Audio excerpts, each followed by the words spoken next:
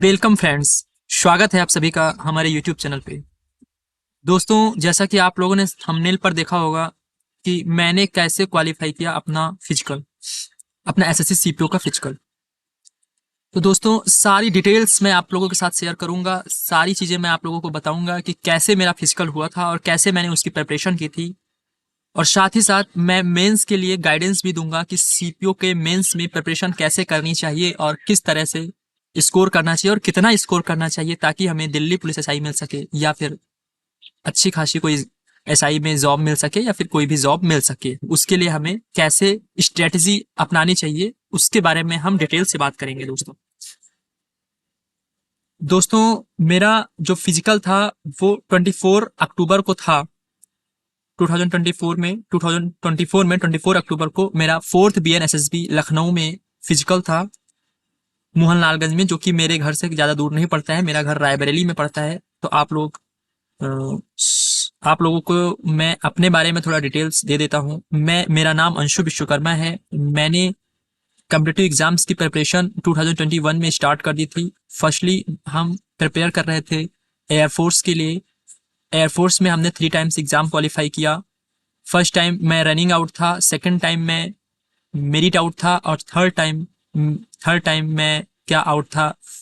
Actually मेरी किस्मत ही रूठ गई थी, ऐसा कह सकते हैं। फाइनल में जो अग्निवीर योजना आई थी उससे पहले जो भर्ती थी उसको रद्द कर दिया गया था, कैंसिल में चली गई थी मेरी भर्ती। सो इसकी वजह से मेरा जो थर्ड अटेम्प्ट था वो भी बेकार चला गया और इस तरह से मैं एयरफोर्स से बाहर हो गया। मैं एयरफोर्स में ज्वाइन नहीं ले सका। उसके बाद मैंने एसएससी की प्रिपरेशन स्टार्ट करी थी। तो एसएससी की प्रिपरेशन में मैंने एसएससी स्टेनोग्राफर का एग्जाम निकाला, स्टेनो में बाहर हो गया। एसएससी सीजीएल का एग्जाम निकाला, टाइपिंग में बाहर हो गया। दिल्ली पुलिस का एग्जाम निकाला। फिजिकल मेरा बहुत बेकार था, ऐसा कह सकते हैं। तभी तो मैंने दिल्ली पुलिस का एग्जाम निकाला था, लेकिन मैं उसमें 1600 मीटर की रनिंग नहीं कर पाया था 6.5 मिनट में। तो मैं रनिंग से वहां बाहर हो गया। और मैं टीचिंग फील्ड में भी हूँ। मैंने बीएड कर लिया है और सीटेट क्वालिफाई किया हुआ है। और मैं आपको बता देना चाहता हूँ कि एसएससी में मैंने एसएससी जीडी का एग्जाम निकाला है और एसएससी सीपीओ का एग्जाम निकाला है। तो इन्हीं दोनों के फिजिकल अभी चल रहे हैं और इन्हीं दोनों के फिजिकल से रिलेटेड हम जानकारी यहाँ लेकर आए हैं, जो कि मैंने क्वालिफाई किया है।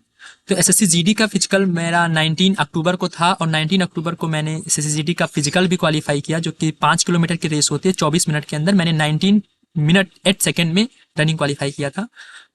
तो काफी मेहनत किया था मैंने इस बार, तो वो मेहनत का फल मुझे दिखा।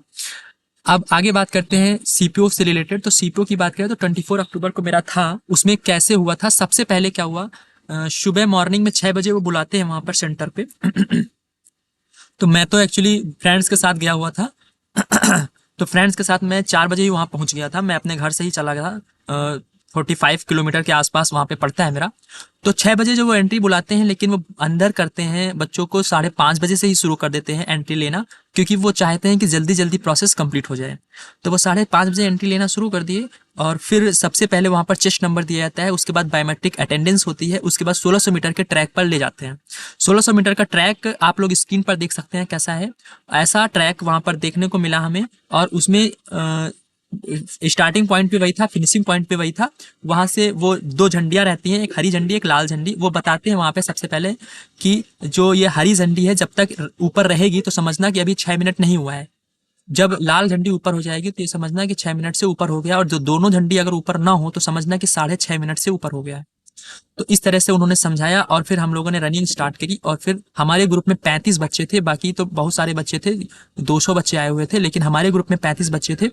तो इन 35 बच्चों ने जो रनिंग क्वालिफाई किया उसमें 22 बच्चे जो थे, 22 बच्चे फेल हो गए 1600 मीटर की रनिंग में। और पास कितने हुए, पास हुए केवल 13 बच्चे। 13 बच्चे पास हुए और उनमें सौभाग्य से फर्स्ट मैं ही था। और तो इस तरह से मैंने ये रनिंग क्वालिफाई किया। और रनिंग क्वालिफाई करने के बाद वो 1600 मीटर के बाद वो दूसरे ट्रैक पर ले जाते हैं, जहां पर लॉन्ग जंप का बना हुआ था और हाई जंप का बना हुआ था, और शॉर्ट पुट उसी में करवाते थे। जिसमें लॉन्ग जंप करवाते थे उसी में शॉर्ट पुट भी फेंकवाते थे। वो लाइन थोड़ा होता था, तो 12 फुट पर पहले हुआ था, फिर उसके बाद 14 फुट पर एक लाइन खींच दी जाती थी, उसमें शॉर्ट पुट फेंकता था। तो सबसे, हाँ मैंने वो बताना भूल गया, मैं वो 100 मीटर भी हुआ था 1600 मीटर के जस्ट बाद। वहीं से फिर 100 मीटर भी स्टार्ट हुआ था। 100 मीटर की रनिंग में 4 लोग बाहर हो गए थे हमारे ग्रुप में। तो आगे बात करें तो उसके बाद लॉन्ग जंप के लिए ले जाया जाता है। तो लॉन्ग जंप में एक्चुअली दोस्तों लॉन्ग जंप बहुत आसान थी, लेकिन लॉन्ग जंप में मैं पहली बार में तो फाउल हो गया था। मैंने पार कर लिया था, बट मेरा हाथ जो है वो लाइन पर आ गया था, इस वजह से मैं फाउल था। तो मुझे दूसरा चांस मिला और दूसरे चांस में मैंने कर लिया। और वो वहाँ पर स्टाफ बहुत अच्छा है, स्टाफ वहाँ पर बहुत ही मोटिवेट करता रहता है कि बहुत अच्छे हो जाएगा, हो जाएगा। नहीं होता है फिर भी वो कहते हैं कि हो जाएगा, कोशिश करो, हो जाएगा, ऐसा है। तो बहुत अच्छा स्टाफ मिला और बहुत अच्छे लोग मिले वहाँ पर। तो उसके बाद हाँ, ये जरूर याद रखना कि लॉन्ग जंप के जस्ट बाद हाई जंप हो जाता है। हाई जंप में बिल्कुल रेस्ट नहीं देते, उसकी वजह से बहुत बच्चे हाई जंप नहीं कूद पाते जिनकी प्रैक्टिस नहीं होती। तो लॉन्ग जंप के जस्ट बाद वो हाई जंप कराते हैं, और हाई जंप मैं पहली बार में ही मार गया था।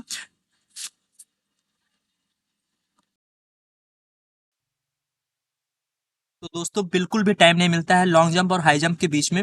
उसके जस्ट बाद वो शॉर्ट पुट फेंकवाते हैं, और शॉर्ट पुट में सब लोग बच्चे क्वालिफाई कर गए थे।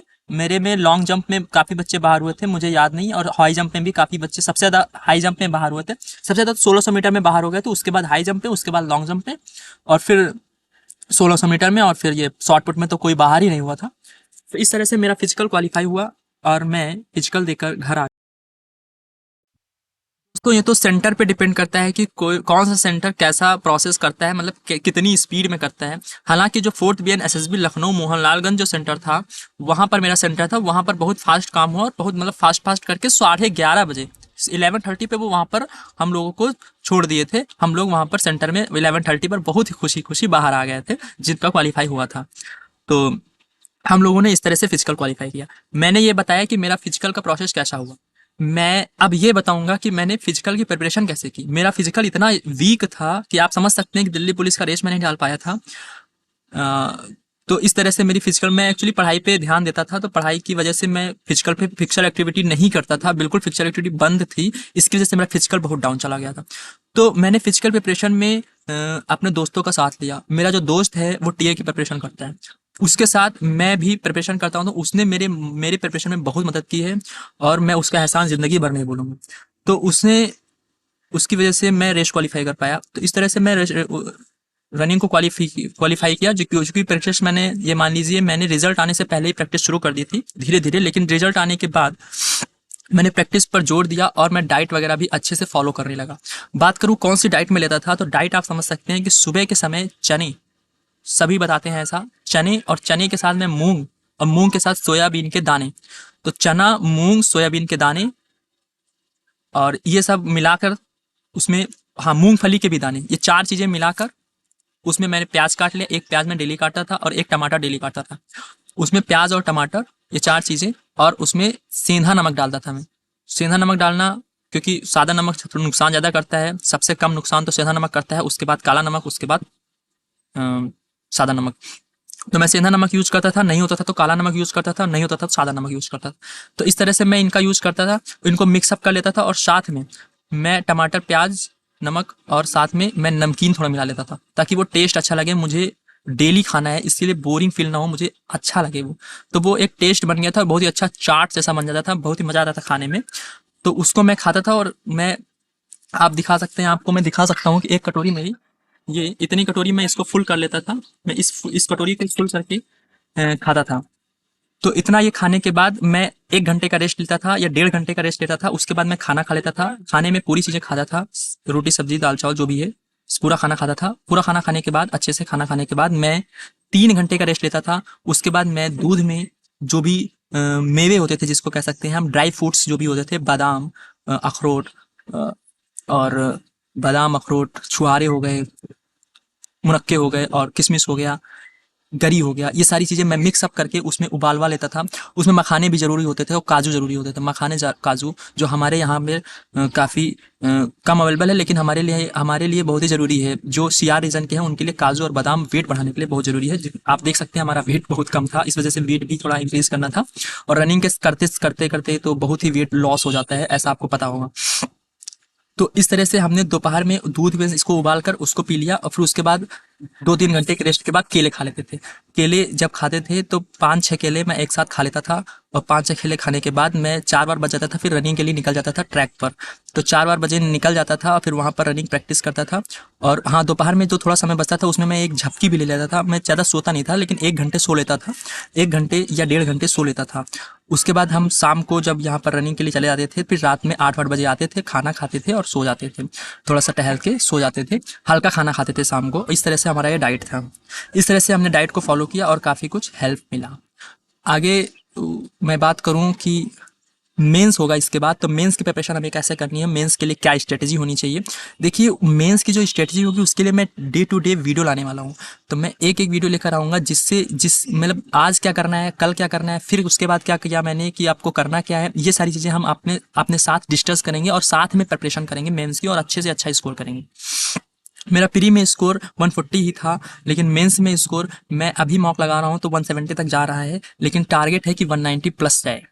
तो 190 प्लस हमें कैसे लाना है, इस बात में हम जिक्र करेंगे हम आने वाले वीडियो में। इसलिए वीडियो को सब्सक्राइब कर लीजिए, और चैनल को सब्सक्राइब कर लीजिए, और वीडियो को लाइक वगैरह शेयर कर दीजिए दोस्तों के साथ, ताकि लोगों को पता चले कि हम भी वीडियो लाने लगे हैं।